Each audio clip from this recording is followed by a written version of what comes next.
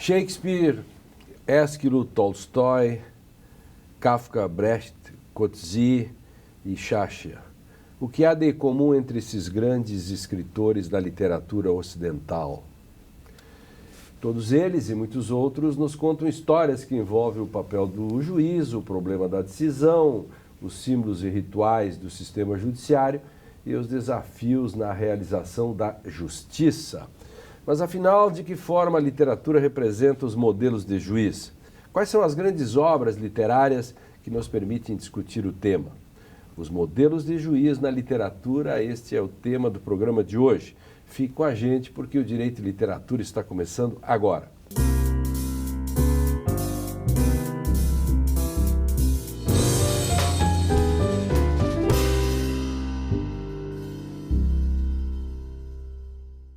Olá, a partir de agora você acompanha um debate feito por intelectuais, professores, enfim, uma transdisciplinariedade para nos ajudar a entender questões que atravessam o direito e a sociedade contemporânea por meio de obras literárias. No Direito e Literatura de hoje, que tem o apoio do Programa de Pós-Graduação em Direito da Unicinos, vamos discutir o tema Os Modelos de Juiz na Literatura. E para isso recebemos no estúdio Henriette Caram, professora do Programa de Pós-Graduação em Letras da Universidade Federal do Rio Grande do Sul, Fabiana Spengler, professora de Direito da Unisc, e André Caram Trindade, professor de Direito da IMED. Sejam bem-vindos. Eu vou começar pelo André, porque é um dos coordenadores da obra que ele vai falar agora e por isso eu me permito de começar por ele. Claro. O tema esse do programa de hoje, né, no fundo, é o mesmo tema desse livro, recém-lançado, Os Modelos de Juiz, Ensaios de Direito e Literatura, editora Atlas, 2015, organizado por mim e pelo professor Lênin Streck, que conta com a participação da Fabiana, da Henriette e de tantos outros colegas, né, que participaram desse projeto desde 2013 e que agora, né, resulta nessa publicação. Alexandre Moraes da Rosa, Jacinto Coutinho, os estrangeiros Carlos Carcova, Calvo Gonzalez, Paulo Ferreira da Cunha, né, também Dino Delpino daqui, Luiz Carlos Cancelia de Olivo de Santa Catarina, enfim, professores envolvidos com essa discussão do direito e literatura no Brasil. O projeto era uma coisa relativamente simples, né? Começo em 2013 trabalhando com isso, Lênio junto, né? Um projeto interinstitucional, objeto de diversos programas aqui debatidos, né? Em que a gente pensou em aproveitar a ideia dos modelos de juiz, que é uma ideia trabalhada por um francês não, um belga, né? Um francófono que todos conhecem, chama François Hoste, em que ele usa desde 93 essa ideia dos modelos de juiz a partir da mitologia. O Lênin, inclusive, tem uma crítica bastante dura, né, sobre esse texto dele, que é um texto famoso. Então, aproveitando a ideia dos modelos de juiz, como que a gente pode compreender e aproveitar isso a partir de narrativas literárias? Esse foi o projeto sobre o qual todos os autores terminaram escrevendo. O meu texto especificamente, Lênin, e depois a gente pode falar um pouco sobre os outros, é um texto que a gente já discutiu bastante, O Mercador de Veneza, né, do Shakespeare, em razão da Pórcia, que é uma protagonista, né, a personagem principal aqui, que é tão importante, tão relevante para as discussões do direito, passados aí, né, quase 5 séculos depois disso, continua sendo sempre uma pauta de discussão quando a gente vai tratar dos limites da interpretação jurídica. Esse teu texto aí é tão importante, André, que o Ehring, né, Sim. na luta pelo direito, vai fazer uma crítica ao Shakespeare pelo desempenho Claro. da Pórcia. O Ehring é um dos primeiros grandes defensores do Shylock, né? Acha que aquilo é uma injustiça, claro. Uma injustiça e se muito nós pegarmos grande. o Dworkin, nós veremos que exatamente a discussão sobre o Shylock judeu, ele tem que sempre levar em conta, e nesse ponto penso que Gadamer entraria bem, que é o problema da distância temporal, exatamente para não se fazer um mero historicismo, né, claro. na discussão sobre... Como que era o direito à época. Você não pode pegar o texto hoje e colocar um outro judeu no lugar, exatamente. Por exemplo, nisso. Claro. Então, aqui a Fabiana, bem-vinda. Obrigada. Você também publicou um texto, né, desse nosso livro e fale-nos um pouco sobre o seu texto. Bem, o meu texto trabalhou com uma tragédia grega do Aristófanes, publicada em 422 a.C., e nesse texto a figura do juiz vem debatida como aquele que tem uma doença dentro dessa tragédia, no sentido de que ele não consegue deixar de decidir. Para chegar até o Aristófanes, eu construí o texto a partir, primeiro, do símbolo, trabalhando bastante a questão da toga, que talvez seja o símbolo mais lembrado quando falamos da figura do juiz.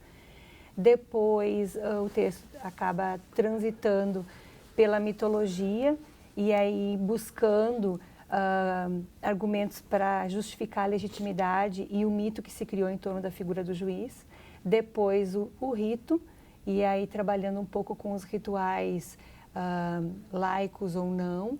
E, por fim, o texto acaba envolvendo o símbolo, o rito, o mito e aí sim a história do Aristófanes e do Filocleon, que é o juiz da história, que não consegue ficar sem decidir, a ponto do filho prendê-lo em casa para que ele parasse de julgar, e então ele se põe a julgar o cão da cozinha que acabou furtando um pedaço de queijo. Ele era viciado, né? Exatamente, viciado, e todas as sentenças dele acabavam na condenação. Então, neste ponto, me parece bem importante trabalhar a questão de que hoje nós temos muitas sentenças sem qualquer tipo de fundamentação de interpretação, que tem um resultado que muitas vezes não se justifica e até mesmo se torna inaplicável. Que seria a própria dispensa do processo, né? Claro. Para que tudo isso? Uma razão teológica nisso. Me surgiu agora isso, do Filocleon ser um viciado nesse romance, nessa peça, e não é por nada que a crítica que nós fazemos ao solipsista, ao juiz solipsista, por exemplo, Asdak, claro. A palavra solipsismo, né? Solipsismo é Selbstsucht e solipsista é Selbsüchtiger, que quer dizer, em uma tradução literal, é viciado em si mesmo.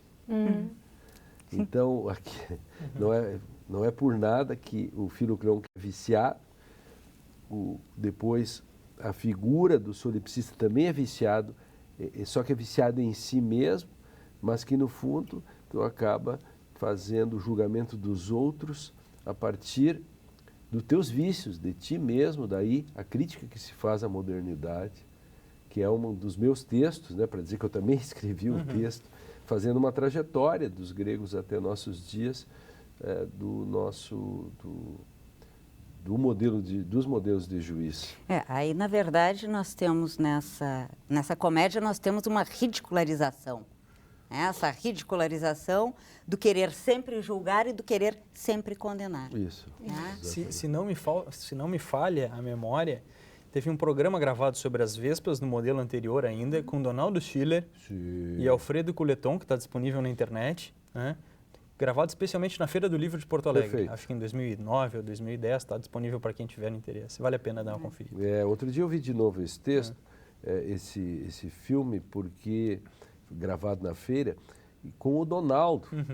O Donaldo, que é o maior helenista de todos. Um helenista, é um homem que conhece grego, que traduz e que se empolgou, gostou muito do nosso programa e do texto esse. Henriette, você escreveu sobre? Bom, eu escrevi um texto junto com Alexandre Moraes da Rosa. Eu escrevi um texto a partir de A Espera dos Bárbaros, qual é o modelo, a figura de juiz que nós temos nessa obra do Coetzee. O romance é um romance simples, o juiz é chamado de magistrado, nós não sabemos o nome dele. É ele quem nos narra a história. Ele é o magistrado de uma pequena cidade, de uma pequena fortaleza, no meio de um deserto imenso e que fica na fronteira de um grande império. Tudo corre bem até o momento em que há a ameaça de que os bárbaros irão invadir o império. E aí chegam, então,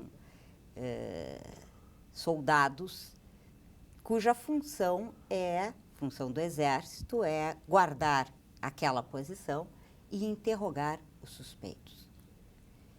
se desenvolve de tal forma o texto que o próprio magistrado termina sendo visto como um inimigo do Estado.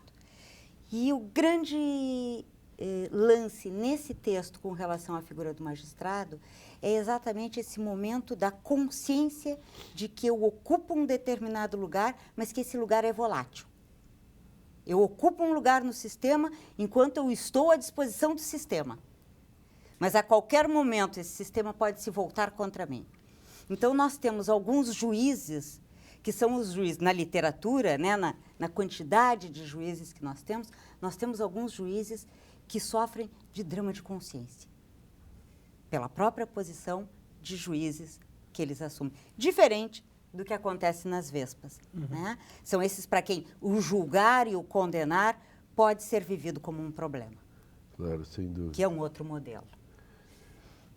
O que me importa muito, né, nessa questão dos modelos de juiz é localizá-los historicamente e mostrar como a literatura se preocupou com isso antes do direito. Exatamente isso. Na verdade esse é o quinto livro, né, que de alguma maneira termina sendo o resultado do programa, Lênio, embora não seja esse o objetivo, né, não traduz as coisas que a gente discute aqui, mas desde 2008 essa é a quinta publicação da qual participam, né, diversas pessoas já participaram do programa, que frequentam o programa, e sempre com aquela ideia de que a arte antecipa a vida, né, ou ao contrário, de que a vida imita, né, a arte. Como é possível que algumas coisas já apareçam nesses textos antes da gente, né, ter esses mesmos problemas na história do direito, né, ou do pensamento jurídico?